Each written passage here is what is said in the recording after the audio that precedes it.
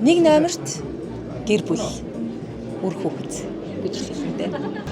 Ерөнхийдөө угаасаа энэ кинонд тоглосон шалтгаан нь өөрөө яг энэ киноны зорилго маш их таалагдсан. Тэгээд уран бүтээлч хүнийхээ хувьд, хувь хүнийхээ хувьд ч гэсэн би ерөнхийдөө нийгэм рүү чиглэсэн тэр дундаа одоо хүүхдийн төлөө үйл ажиллагаанд их идэвхтэй оролцохын сон гэж ингэж өөрөө бодож явдаг. Тэгээд яг тэр миний өөрийн зорилготой их сайхан уялдсан болохоор тэгээд энэ кино тоглохоор шийдсэн. Тэгээд зохиол нь өөрөө бас бодож явдлаас сэтүүлсэн гэдэг нь аягүй сонирхол татаад эхний ээлжин зүгээр сонирхол татаад уншсан. Тэгээд уншсан чинь маш их сэтгэл имзэглээд үнэхээр одоо бидний нөхцөл байдал ийм байгаа гэж юу те Монголын ирээдүй болсон Монголын хүүхдүүд гэдэг чинь бидний ирээдүй. Тэгээд тэр хүүхдүүдийг бид нар хамгаалах ёстой. Тэр бидний хийж чадах зүйл бол уран бүтээлч хүний хувьд бол бүтээлээрээ л илүү нөгөө нөлөөлөх боломжтой.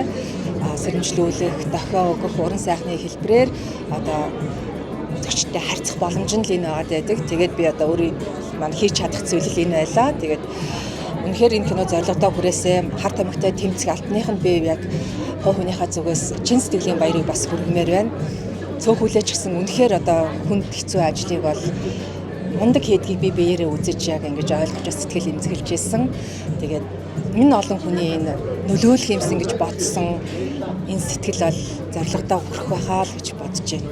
Кино маань өөрөө бол мэдээж маш сонирхолтой үйл явдалтай. Тэгээд үзээд дуусахад бол эцэг эхчүүд болоод хүүхдүүдэд бол арай жоохон юм гүнзгий бодол орж ирэх болов гэж бодож байна. Би өөрөө ч гэсэн яг тийм сургамжийг, яг тийм мэдээллийг авсан. Тэгээд кинонд тоглосноос хойш хүүхдүүдэд илүү бүр ингээд анхаардаг гэж боддог ч гэсэн илүү бүр ингээд юу болж байгаа л гэж ингээд санаа тавих юм өөрөө ирэхгүй суучлаа.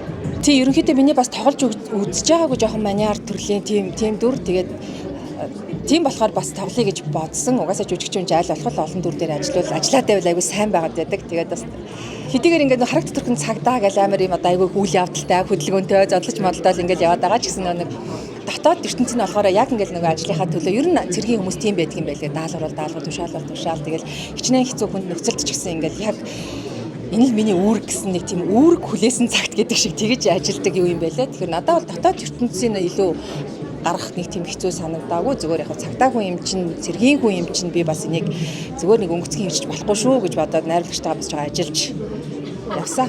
Жижигчтэй халуун баярыг хүргэцгээе, халуун алга таштай бүгдээ ур байрлаа.